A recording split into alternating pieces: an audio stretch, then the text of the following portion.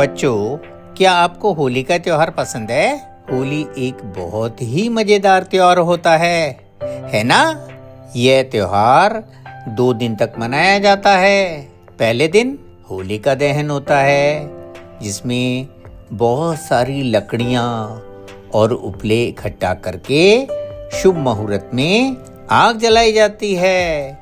इस पवित्र आग में गेहूं की बालियां और गन्ने भुने जाते हैं। सब लोग अग्नि के चारों ओर घूमते हैं, मस्ती करते हैं, एक दूसरे को होली की शुभकामनाएं देते हैं। और फिर आता है दूसरा दिन, जब रंगों की होली खेली जाती है।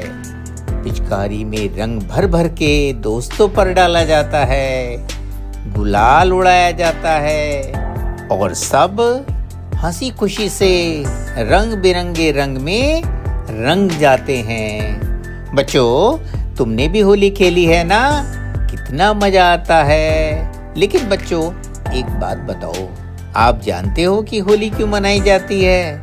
आज मैं आपको होली की कहानी सुना रहा हूँ। बहुत समय पहले की बात है। एक असुर राजा हिरण्यकश्यप था।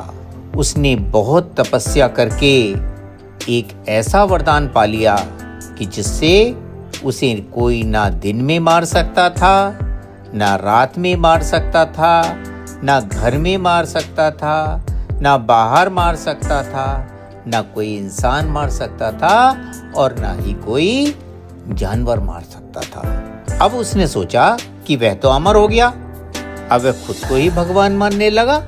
राजा हिरण्यकश्यप चाहता था कि सभी लोग उसकी पूजा करें, लेकिन उसका अपना बेटा 5-6 साल का प्रहलाद भगवान विष्णु का बहुत बड़ा भक्त था। प्रहलाद हमेशा भगवान का नाम लेता रहता था और उन्हीं की पूजा करता था। यह देखकर राजा हिरण्यकश्यप को बहुत गुस्सा आता था। उसने अपने बेटे प्रहलाद को समझाने की बहुत कोशिश की, लेकिन प्रहलाद ने भगवान की भक्ति कभी नहीं छोड़ी। गुस्से में आकर राजा हिरण्यकश्यप ने प्रहलाद को बहुत सारी सजाएं दी। उसे पहाड़ से गिरवाया, हाथियों से कुचलवाने की कोशिश की, लेकिन हर बार भगवान विष्णु ने प्रहलाद को बचा लिया।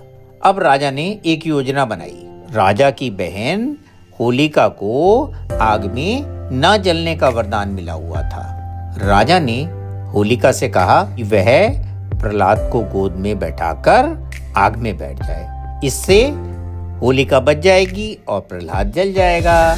लेकिन होलिका जब प्रहलाद को लेकर जलती हुई आग में बैठी तो भगवान विष्णु की कृपा से प्रहलाद तो सुरक्षित बच गया, लेकिन होलिका खुद जलकर राख हो गई। यही कारण है कि हम हर साल होलिका का दहन करते हैं, ताकि हमें ये याद रहे कि बुराई कितनी भी ताकतवर क्यों ना हो, आखिर जीत अच्छाई की ही होती है।